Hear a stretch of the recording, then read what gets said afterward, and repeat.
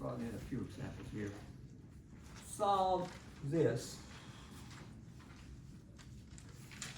I'll move into chapter 3. The first one looks like this.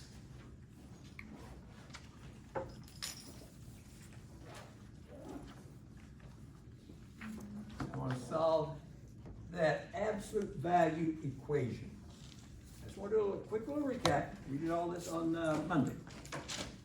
Can anyone tell me what should I do here? They say solve, in other words, solve for x. And I got absolute value bars around it, which indicates something's happening. Can anyone give me a start? What might you, as a good solid student, look at and say, Professor, I think I know what they mean. To translate on what they mean is you're going to finally drop those bars. Go for it. So we're going to find x, and we start off by splitting it into two separate equations that equal 12 and negative 12. Hang it out. So 4x minus x squared, I can set that equal to 12. Is that true? Yes. True. And I heard you say, or that inside part, 4x minus x squared, could be set equal to what? Negative 12. Negative 12. That came from Monday. So all that inside the bars could represent a 12, because the absolute value of 12 is 12. Or the inside part could be a negative 12, absolute value of negative 12 is also 12. So that makes sense for what he gave me. Now what this does is takes me into a quadratic. I'm going to do it real quickly. I'm going to rearrange it and hope I don't mess up here doing everything so quickly. I think, okay, 4x, x squared minus 4x minus 12. I think you can rearrange this to this. I'm looking at it real quickly here. I think you can. You guys agree? Okay, I don't know. Is it plus 12 or minus 12? Help me out, guys, if I just rearrange it real quickly. Should that be x squared minus 4x plus 12? I think it is, rather than minus 12. Plus 12. Is it plus 12? Yeah. And then you're supposed to solve that as a quadratic. Well, Aiden and I were just talking here. Yeah, let's move this over. Move that over. I've got positive x squared minus 4x plus 12. And I'm supposed to use the quadratic formula. It's not going to factor. I don't think of factors. No. Okay, quadratic formula may give me something. Let's try it real quickly. I'm going to do it quickly. Quadratic formula, a little recap. Positive 4 plus minus, I'm going to get a 16. That's b squared. Subtract 4 times a times 12. That's okay. All over 2. 4 plus minus. Guys, underneath that square root is 16 subtract 48. I think. Which is negative 32, is it? I don't mess up on this recap. Now, if they say solve, I'm assuming they didn't say solve over the complex numbers. So I'm just going to say, if they say solve, I'm going to find everything. They didn't specify real or complex. Square root negative 32, I know now we're into the imaginary, so I can write this as 4 plus minus. Does anyone know what square root negative 32 with the I and broken down looks like altogether? 2i root 8. No, do it again. Looks better. You can do something else with it. 16 and 2? So it's That's 16 times 2, yeah, which gives me 4 radical 2 radical 2. with the I. Right. So plus minus, I'm hearing 4i radical 2. Aiden, I think that's what you gave me, right? Okay. And still over 2. You guys agree? Yeah. And then reduce this down by 2, these numbers down by 2, and I got now 2 plus minus 2i radical 2, and then goes that bottom part's understood to be a 1 when I divide by 2. And so if that's correct, there's 2 answers. They're complex, but at least we got 2 answers. Now, my student also says you could consider this. We're not finished. There's another equation here to solve. Guys, let me do this in a different color so you guys can keep up with me.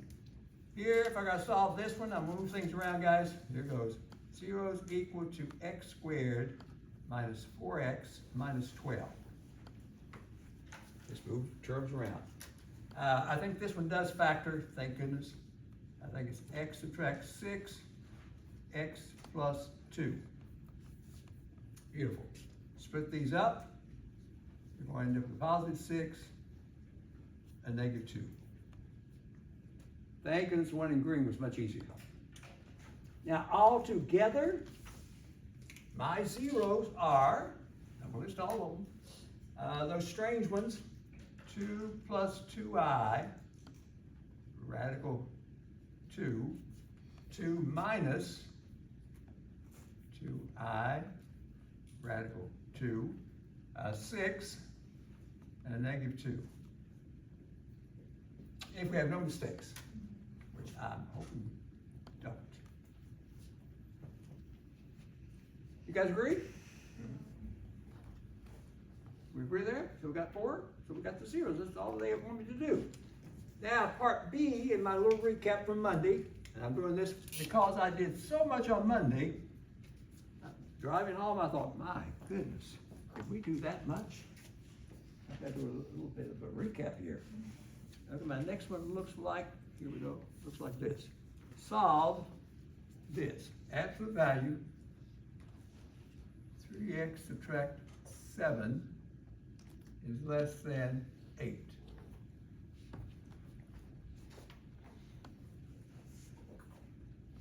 Part B is called part B. I'm going to solve that. Now this one is one that takes into consideration one of those rules. We had rules listed. I think, and remind me please, I think the way this problem looks, it might be asking me to apply this rule. Your textbook, I think, writes it like that. Yeah. And I think I had those rules written out in your notes Monday. Anyone tell me if it does? What does that mean? Absolute value of u less than a meant what back then? Negative a less than u less than Love it. Love it.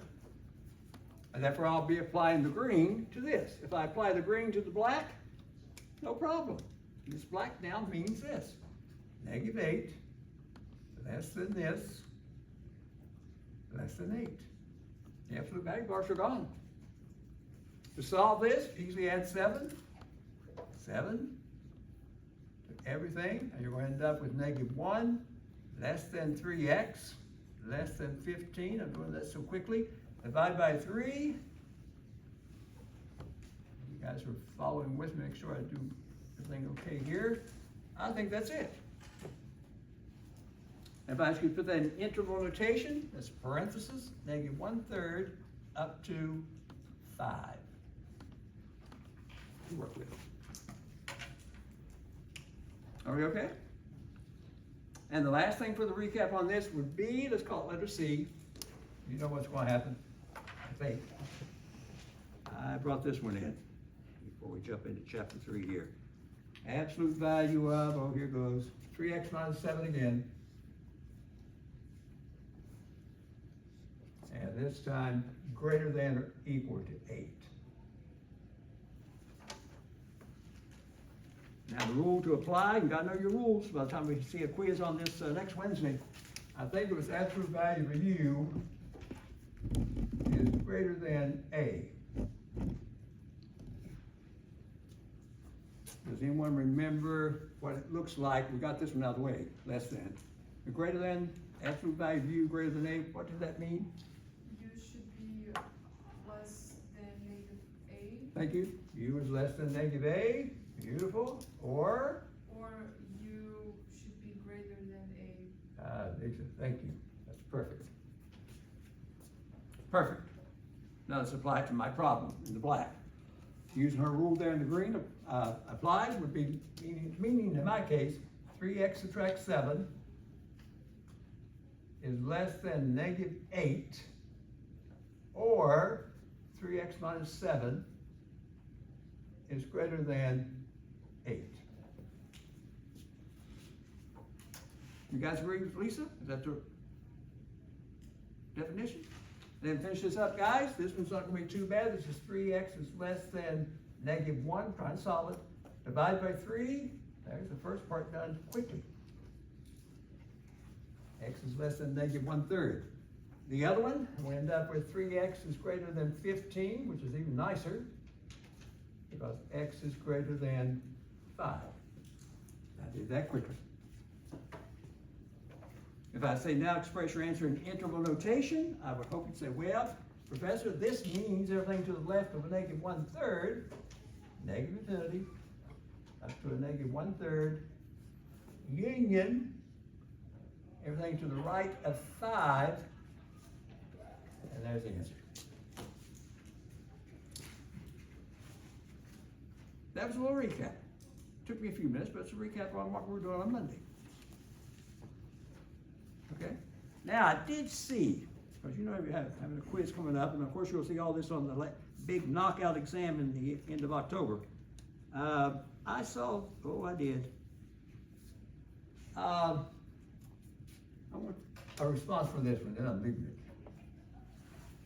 Because you're asked to solve this. Absolute value, let's find it. Got 3x subtract 7, I'll use that over and over.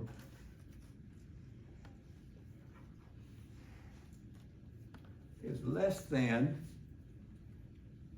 hang on, beautiful, negative 8. And you say, Professor, are you going to take the time to write out in a different color what rule I should apply here? Or are you trying to show us something to be aware of here? Absolute value 3x subtract 7 less than negative 8. Can someone tell me fairly quickly what's the issue? Do I need to worry about one of the rules here? No. What's going on here? I see a couple of hands went up. And they will get you on a math quiz or an exam at a university on this. Used to aggravate me, myself as a student, all of a sudden they go, well, it makes sense. But this one, what is going on, Samantha? Because the negative 8 came from the negative. Okay, so what are you going to say? No solution. No solution. You don't have to touch it.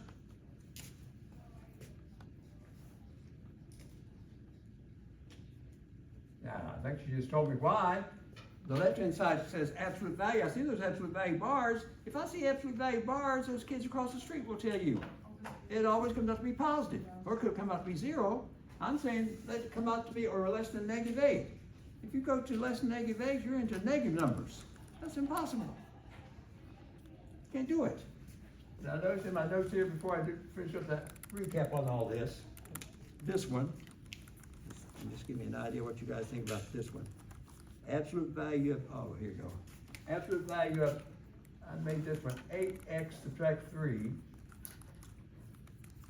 is greater than 0.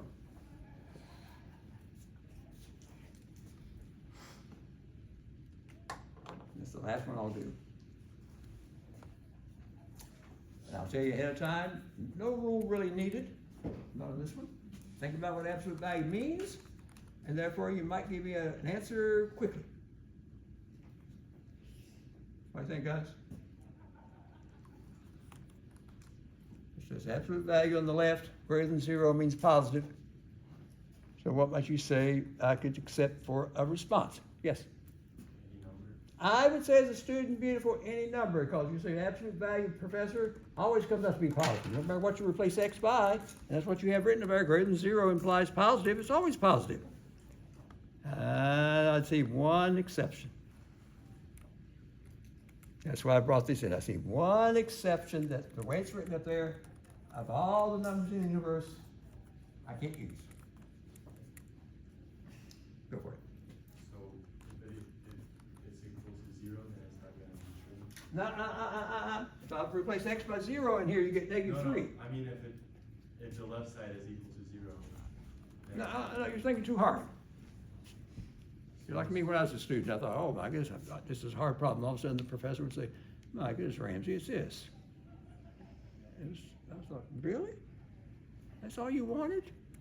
So I want one little single number that this up here will not work for. Other than it is negative infinity through positive infinity, except for one number. Who thinks they know what that number is? Paul. 3 over 8. He says if you put a 3 over 8 right here for x, the 8's canceled. You get a 3. 3 subtract 3 gives me altogether inside there what? 0. What's the absolute value of 0? 0. Is 0 less than 0? I didn't put the equals mark. Is 0 less than 0? No, so his number there, 3 over 8 will not work. Everything else works. Yeah, that's what I meant. I meant like the left part would be equal to 0. Yeah, but I'm looking for that magic number, 3/8. So x cannot be 3/8. And since Paul gave it to me in integral notation, he's telling me, Professor, what does work would be written like this.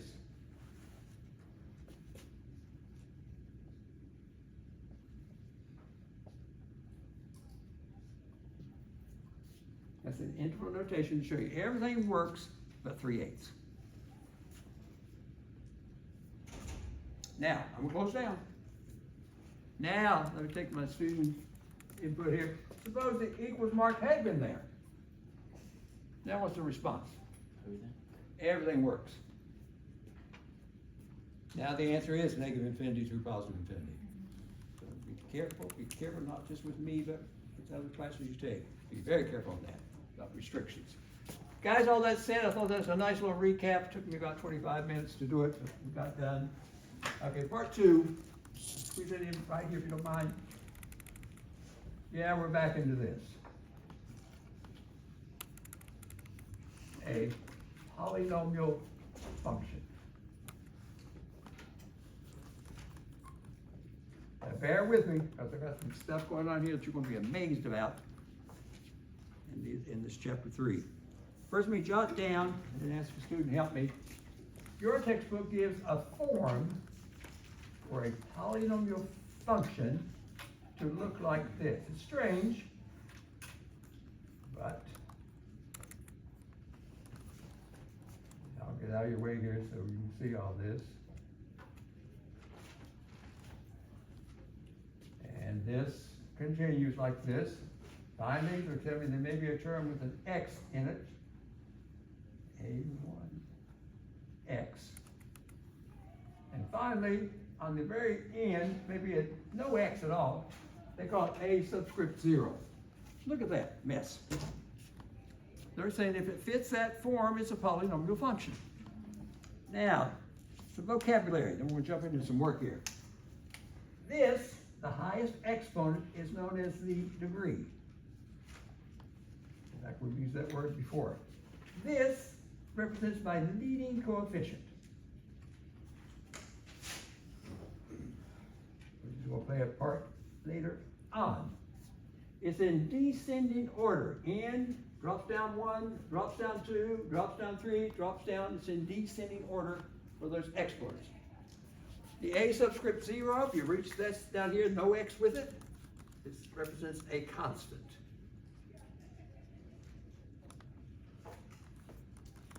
So it looks like that. It's identified as a polynomial function. Now, I'm sure you would agree, even though that form looks strange, if I gave you this, let's see if I'm ready for it. I am ready for it. P of x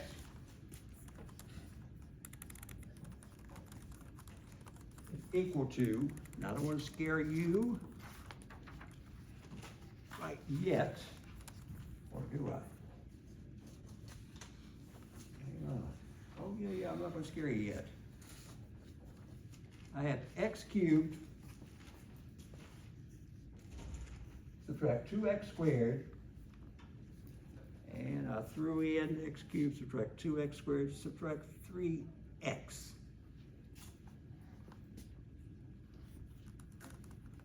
Guys, wouldn't you identify that in the blue? Based on that statement just above. Is that a polynomial function? Yeah, the degree is 3. This one has no constant. There is no constant. The constant is maybe a number stuck on the end with no x. I still have an x on the end. But it's a polynomial function, degree 3, it's in descending order. My leading coefficient is understood to be a 1. All this is going to play a big part here. In fact, I could use another vocabulary word for this one. It is a polynomial function for sure. It's a particular type in this case. What is it? It's a 3 terms, has 3 terms. Trinomial. It's a trinomial, which is a polynomial. And it looks like this.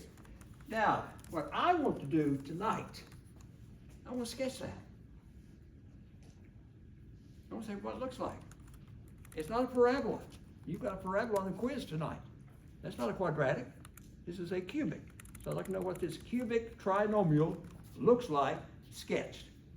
For a start, maybe I should ask you, what would you do for a start if someone says, please do what you gotta do, go to a grid and sketch it. And then we'll see what it looks like. Lisa. Find the zeros. Find the zeros. Here we go. Lisa, when you say find the zeros, you're actually telling the class to find the x-intercepts. Yeah. Gotcha.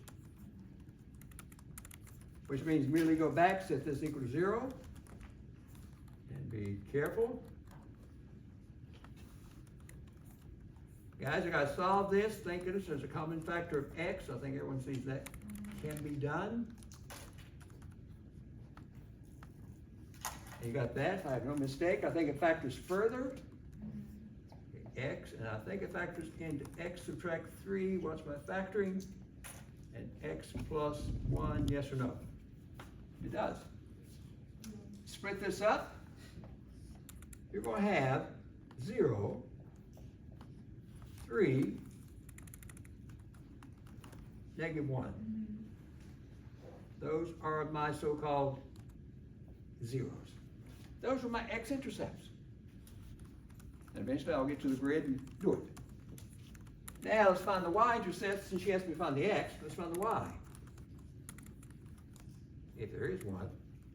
Easily done. Go back to my function and find p of 0. Just go through and replace all these x's by 0. Nothing exciting here. You get 0. I'm going to write this as 0, 0. There's the x-intercept, y-intercept. Now I need to see what the graph looks like. So let's go to a grid, and I'll get some input from you as I start to sketch. See what this polynomial function, cubic, looks like.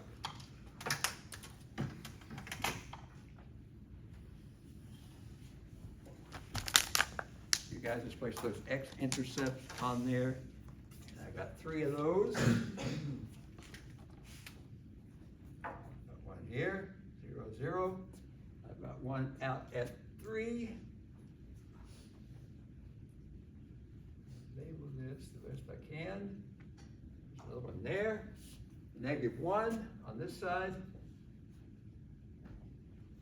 And of course the y-intercept is also 0, 0, so those are my intercepts.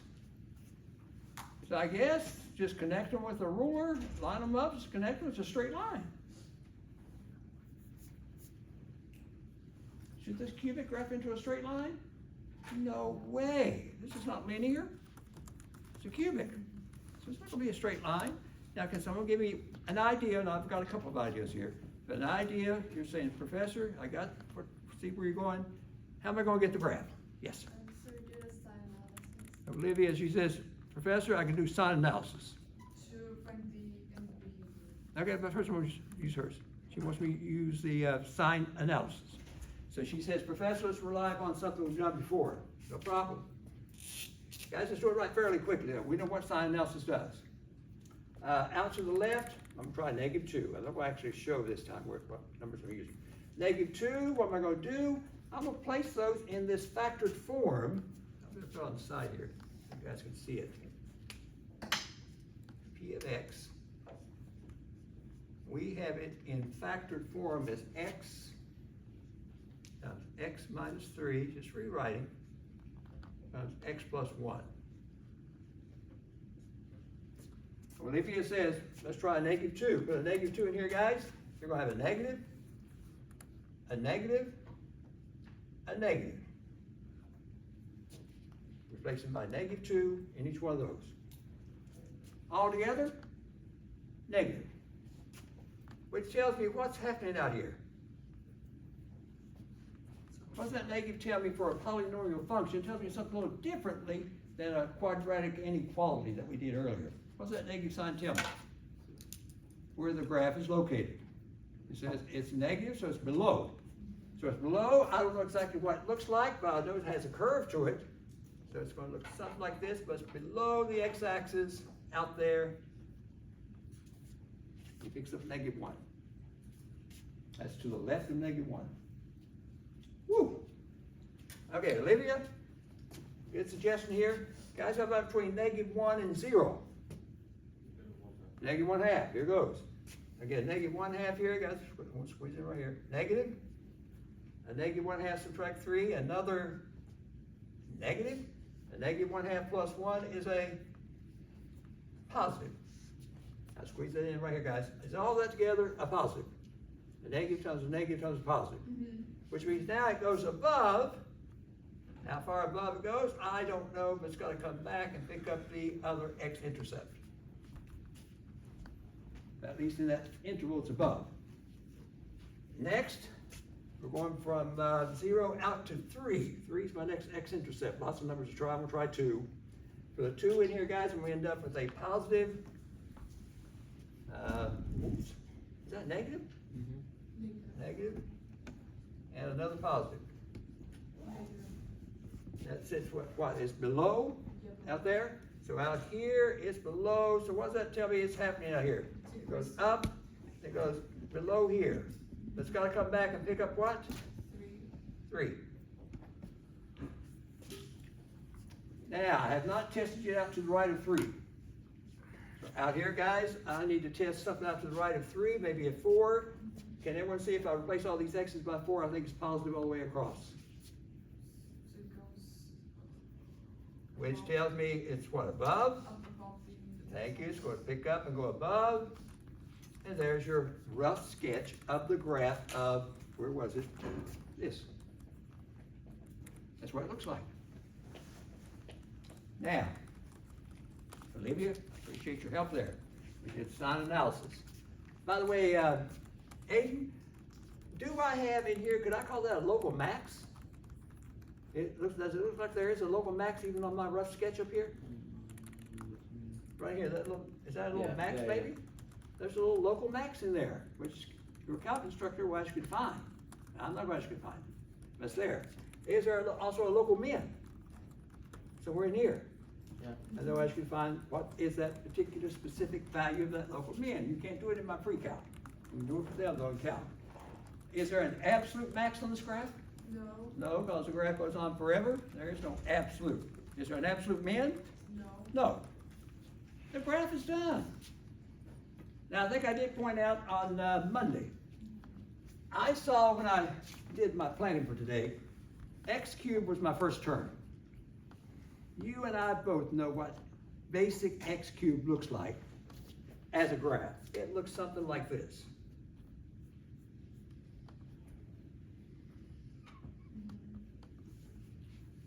Is that true, guys? Does that green graph and my red parent graph have some similarities?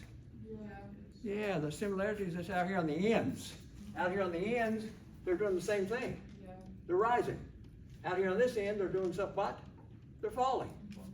So if I had known that ahead of time, that may have saved me from going through sign analysis. I love sign analysis. Olivia loves sign analysis.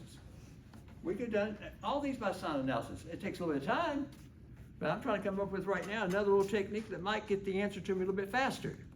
And I see one thing that might help me is something called end behavior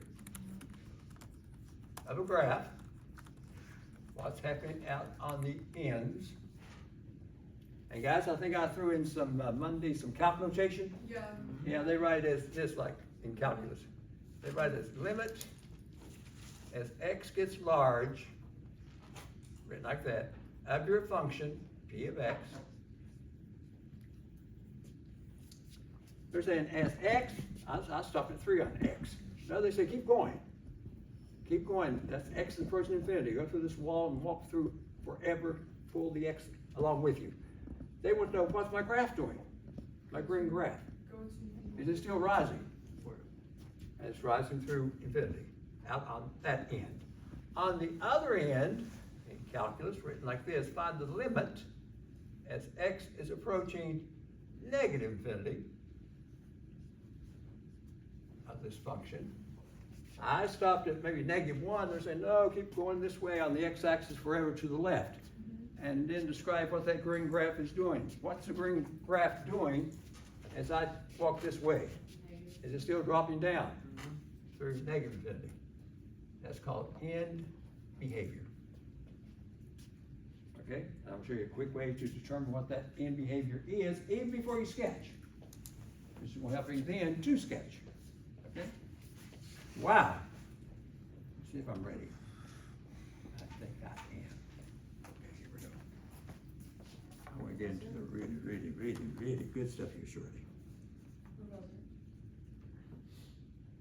All right, here we go. Next one. Got room here. I'm gonna erase another graph I want to show you close to this one. Professor? Go ahead. There's a question in the back. What's that? Samantha? If it's, okay, so if, the degree is a 3, Page 3? can't you just always predict the end behavior?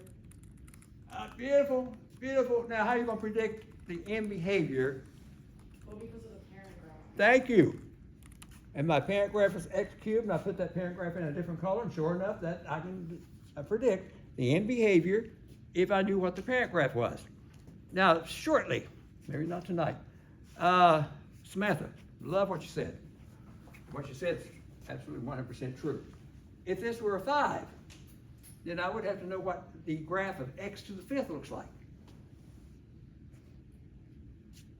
Does anyone know what x to the 5th looks like? Does it look something like x cubed? Not the same graph, but maybe the same character, somewhat characteristics are similar. X to the 7th, if that was an x to the 7th, I would have to know what an x to the 7th graph looks like. Samantha, I love this. Suppose it were an x to the 6th. Now I would have to know what an x to the 6th graph, if I'm depending on parent graph, looks like. And you might know what an x to the 6th graph sort of looks like, and then based on that, make your graph look the same out on the ends. And she said it perfectly. Absolutely, and that's what we'll get into here just shortly. Yes, Lisa? Is there any way to write the end behavior but with no calculus? No, my goodness, let me show you. Your textbook does this.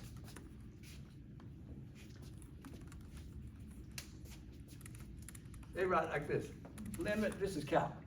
Your textbook says do this. As x is getting large, p of x is getting large. I see. That would be the same as writing the domain range or Somewhat. Oh. You're saying as x gets large, so is your graph p of x getting large. In calculus, they say the same thing like this. So we're saying the same thing. Except calculus likes to use that notation limit to find the limit. Okay? Well said. Now let me do this. On the side here, yes, I have something else. Show you that when I get a question here, then get something else done here. My next one looks like, if I have it copied down correctly, sketch. Another p of x. Guys, this one looks like, let's hope I have it copied down correctly, please. Okay. X cubed, subtract 2x squared plus x. Let's make sure that's not the same one I just did. No, it's not. Now, I hope you know how I teach by now. I'm trying to teach connections. All this math connects. Now, to sketch it, I am going to first factor it. Guys, if I factor this, let me find what we're going to do here. Beautiful. Let me find the x-intercepts. And then we'll find the y-intercepts and do as I did earlier on the one we just finished. Same routine. For a reason. Different function. To find the x-intercept, replace this by 0. Now, we'll go ahead and factor out the x since I'm here. And I get that. Now watch carefully. You can see why I place these side by side. It'll factor further. I think this factors into, and you guys help me out, I think it's x minus 1 squared. It's an x minus 1 times x minus 1. y-intercept, easily done, find p of 0. And if you go back up, replace all those x's by 0, not exciting. Your y-intercept is 0, 0. If I finish this up, by the way, guys, I end up with this to be a 0 and this to be a 1.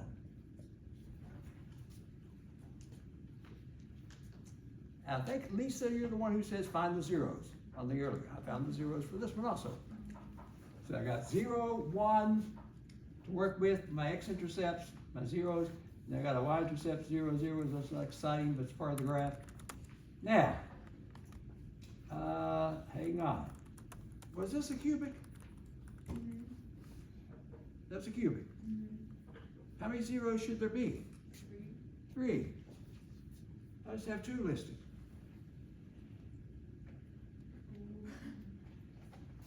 Where's the third one? Did we make a mistake? No. We got 3 there. You better be careful what you're going to accept as 3. I'm supposed to get 3 zeros. The degree is 3. I'm supposed to get 3 zeros. Here they are. 0. I'm going to list them like this. 1. Now, is that 1 acting as 2 zeros? Yeah. And they call that multiplicity. There's a multiple answer. So you got 1, and on the side here, you're going to write this as a multiple answer, multiplicity of 2. So someone looking at your paper will know you mean for that 1 to be a multiple answer. They use the word multiplicity in your textbook. It's a multiple answer of 2. Now, does that count for 3 now? Yeah, I got 1, 2, 2. Not 1. 0, 0, 2, 2. Nope, 0, 0, 1, 1 for your answers. To account for 3 answers. Now, the big thing though was, I need to graph this. With that strange multiple answer. Guys, let's go to the graph. Just see something going on here, I think. I'm going to be plotting my points here. We got 0, 0, 0 here. And we got 1 out here.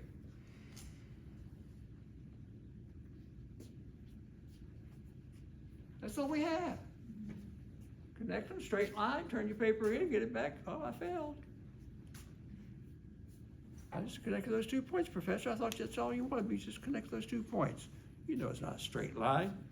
Now, if I use Olivia's method, which I like, the sign analysis, I could, absolutely. I got to do it real quickly if I can. Out to the left of 0, like -1. If you put -1 into, and I'll put it on the side here in the red, we have that function written like this at this point. That's this. That's the function. If I use sign analysis and try maybe a -1, I see a -1. What's going to happen here if I replace x by a -1 here? 0. I get, no, it's not 0. It's -2, and then you square it. So is that going to be a positive? So we end up with a negative and a positive out here, I think.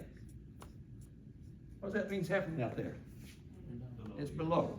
So that means down here it's doing something like this. It's got to come up eventually and pick up my x-intercept. Now between 0 and 1, let's try 1/2. Same function, replace x by 1/2. I think both these will be positive. Yeah. Which means now it crosses over and it's gonna come back.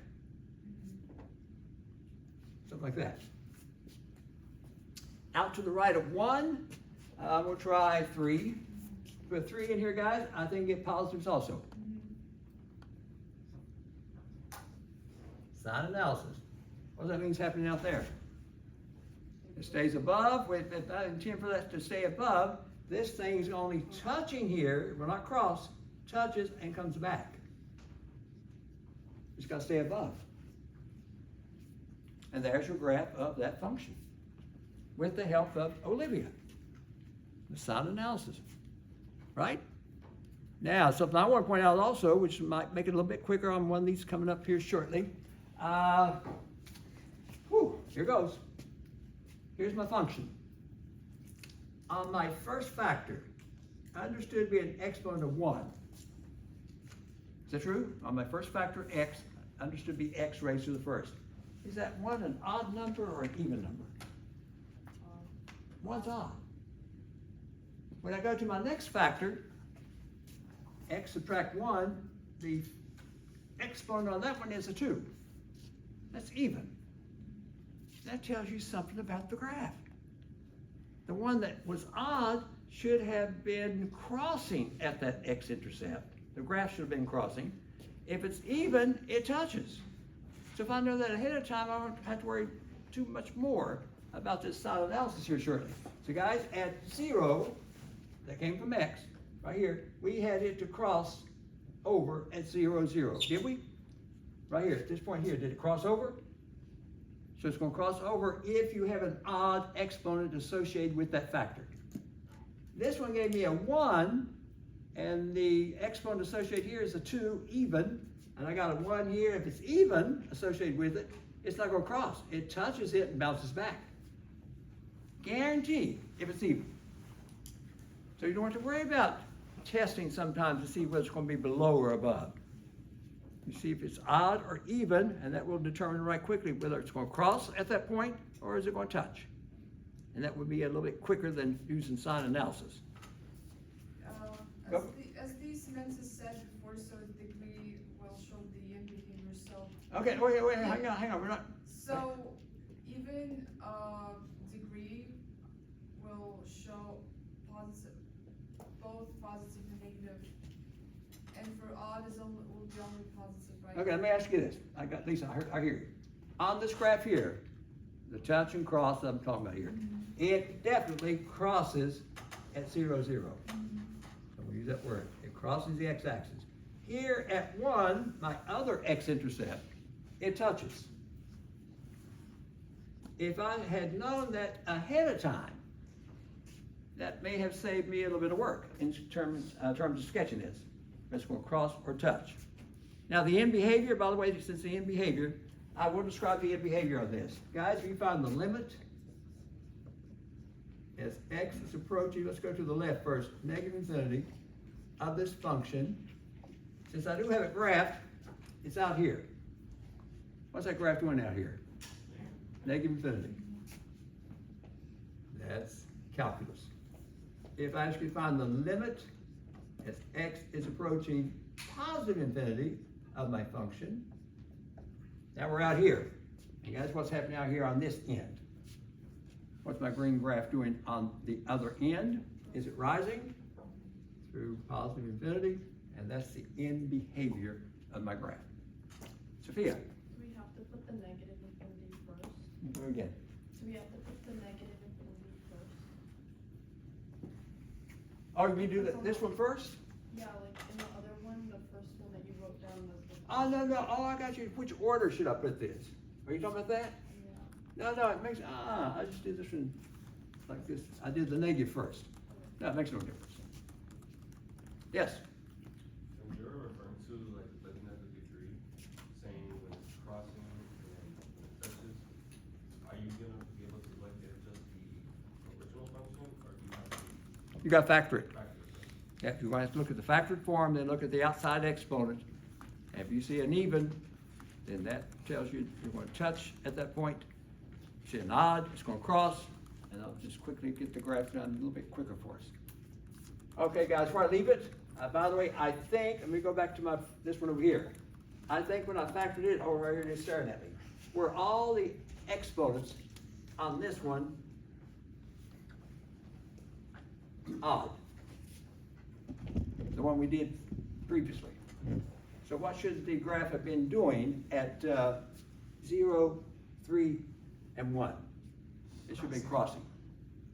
Was it sure enough crossing the x-axis here, this one, which was, where was it? -1. Crosses at 0 from one side to the other, and also crosses the x-axis at 3, and it should, why? All because if there's an odd associated with it, it's going to cross. If you see an even, it's going to touch, like it bounces back.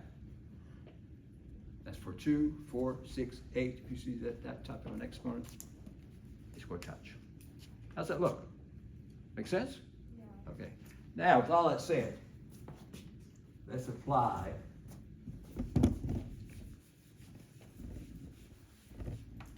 now, who would like to be excused from the quiz tonight and get to go home a little early? Wouldn't it be nice? You get full credit. Oh, yeah. I'll just think about something here. Here we go. My last one to sketch. I like to sketch P of X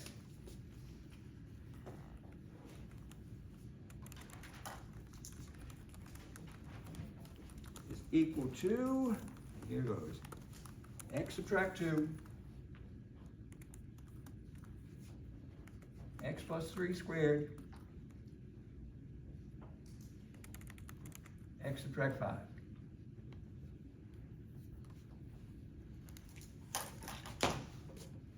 Bear with me.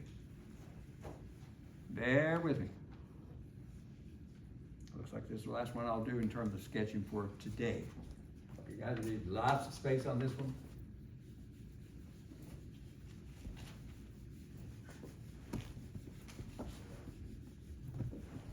Now you guys who are moving into Math 7, either a winter session or a spring session, should be at the top of your class. After all this hard work I've done with you and you've done, if you're not, I'm gonna find you. And I guarantee you, I will find you. Maybe in the parking building over there. I met students in the parking building. So if I see Aiden, I'll say, Aiden, come here a second, Aiden. Ask him about a math question right quickly. If I see he's not doing well, my colleague says, did you have Aiden in Math 2, Professor? Yeah, I have. What's he doing in Math 7? He messed up? What time you have class? Can I just step in and talk to him? I'll find you. Guys, on this one, here we go. Let's find the zeros. And guys, please, this works fairly quickly. That means you take this factor, z equal to 0, you get 2. Done. You take this factor, z equal to 0, solve it, you're done. Take the last factor, z equal to 0, solve it, you get that. Now, I notice the degree, and I'm not going to ask you to multiply this out. I'm not going to ask you to expand it out. Can someone be clever and tell me, what would the first term in the expansion, if you were to multiply this mess out, what would the first term look like? X minus 3. Just the first term. X to the fourth. X to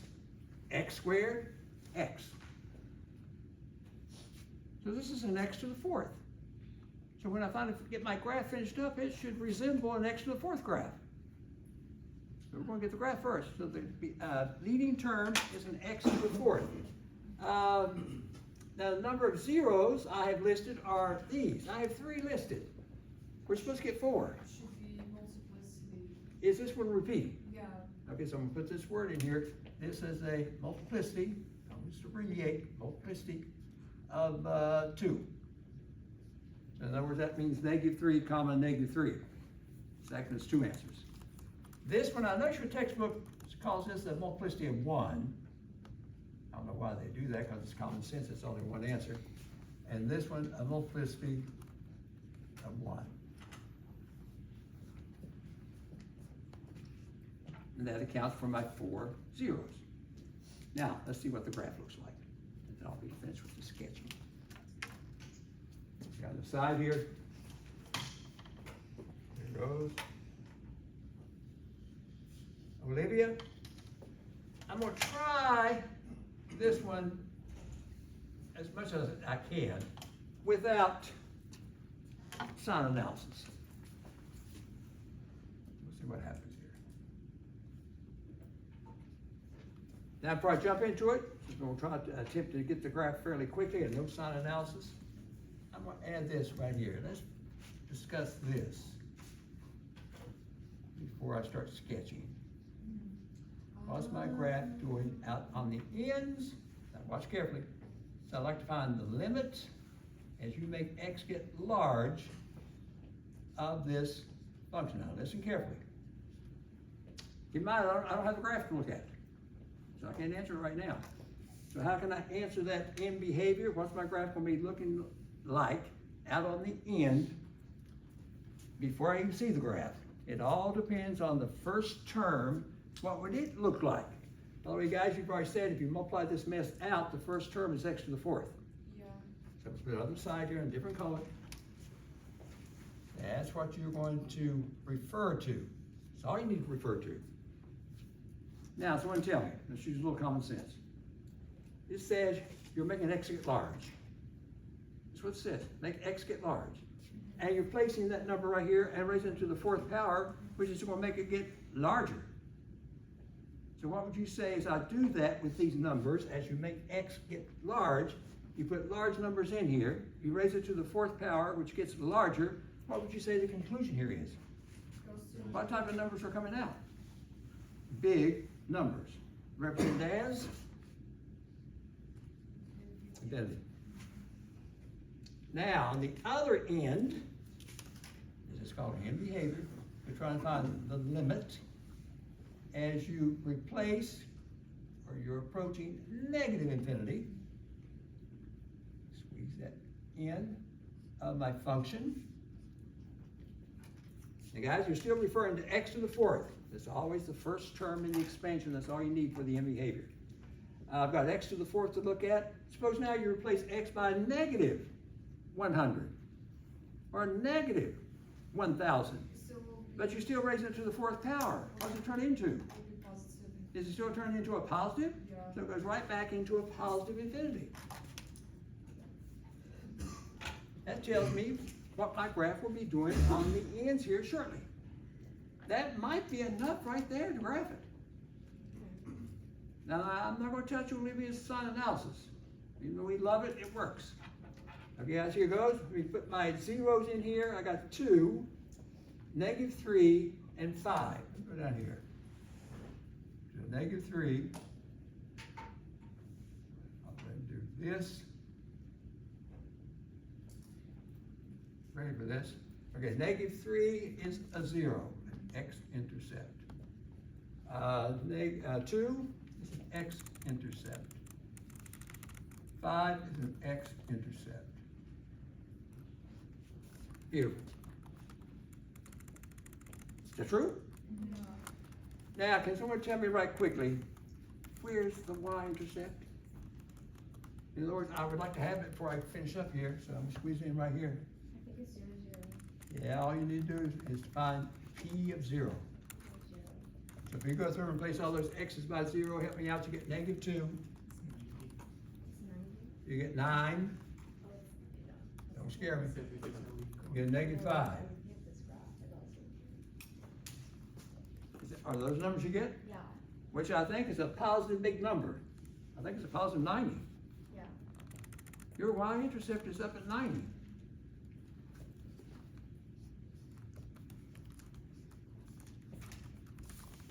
The truth? So I could place that, because I'm way to the rear here, I can say, well, hold on. Let's be a little realistic here. Not a perfect graph, but I know up here at 90 is my y-intercept.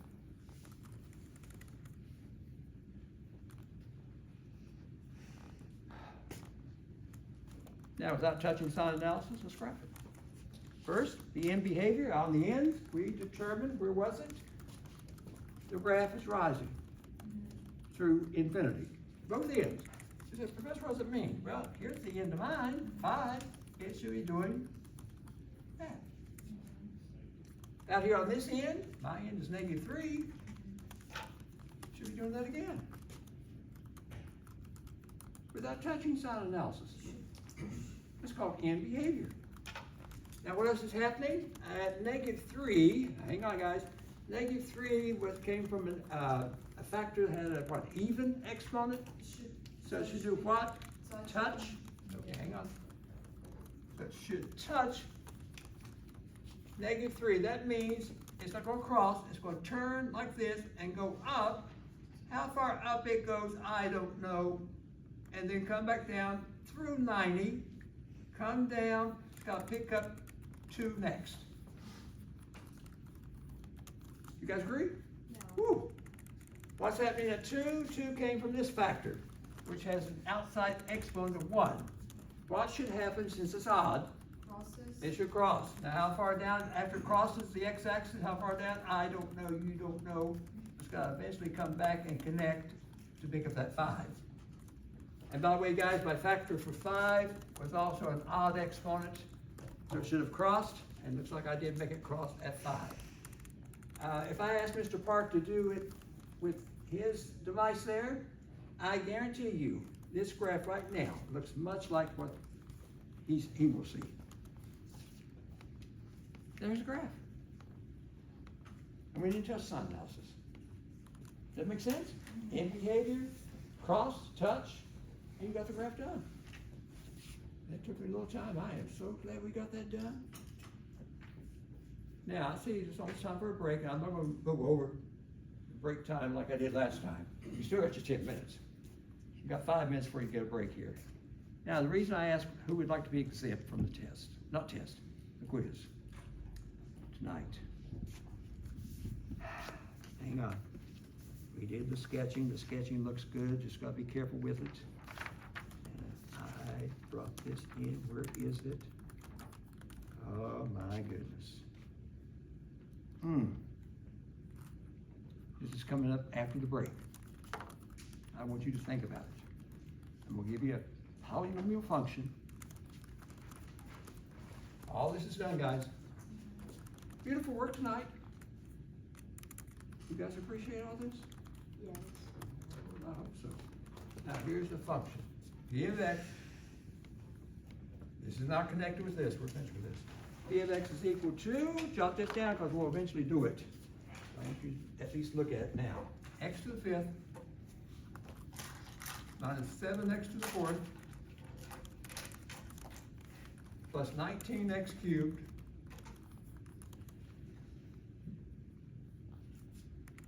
minus 37x squared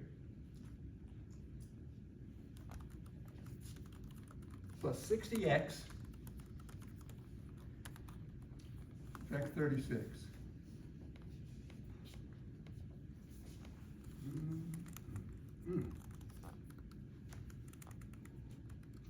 I'm hoping I have everything copied down correctly. Okay. Wow, wow, wow. Ah, 1, 2, 3, 4, 5. This thing has 6 terms. Degree is 5. Degree is 5, which tells me I should have how many zeros? 5. 5. Anyone, before we take a break in 5 minutes, find all 5 zeros for me? If so, if you can find all 5 zeros, I will exempt you from the exam. Okay. Oh, no, you got 5 minutes. How we can find Right it now? is- You got 5 minutes. How we can find it is No, the. I'm not saying anything. Just think about it. Find the 5 zeros and I will exempt you. That's what you said last time. That's what I said last time. You said, Professor, you're not telling the truth. Okay.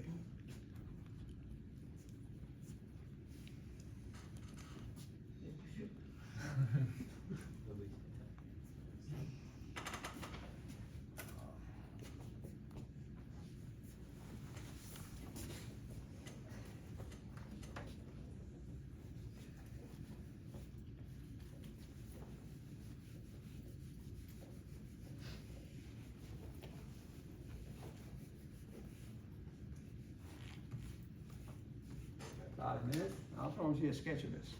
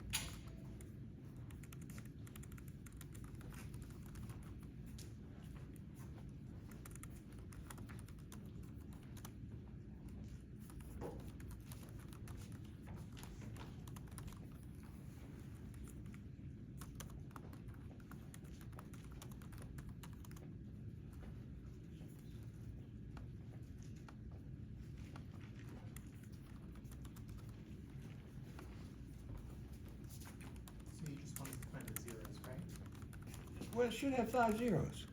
Yeah, You got all 5? I think so. Now sketch the graph. How much Did you time sketch is the it? graph? You added that after. Oh, yeah, man, yeah, man. I want to see a sketch too. You added that afterwards. I know I did. You changed the I know I sequence. changed.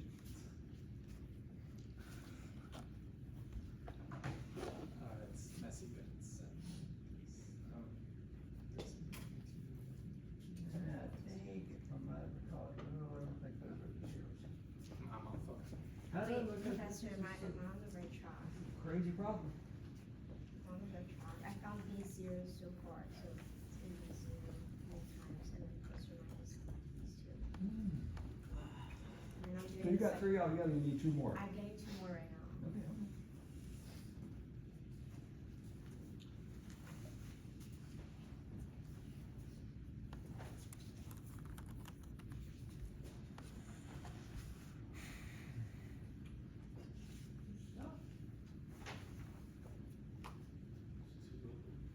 Oh, you got 2?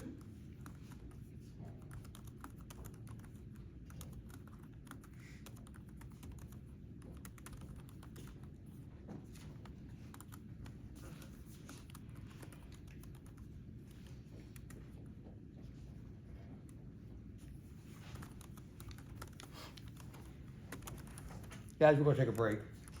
No, I know, I know. done Come on, almost Professor. done. Come on Can now. you give me like 2 more minutes? You changed the terms once, you can do it I gotta change the terms of the agreement, oh my goodness. Okay, no one got in the time, I said we're gonna take a break here. Oh. No one got, did anyone get at least 1? I got 3. Zero, oh, you did? Yeah. Oh, you got 3, I got 3. so let's get 5.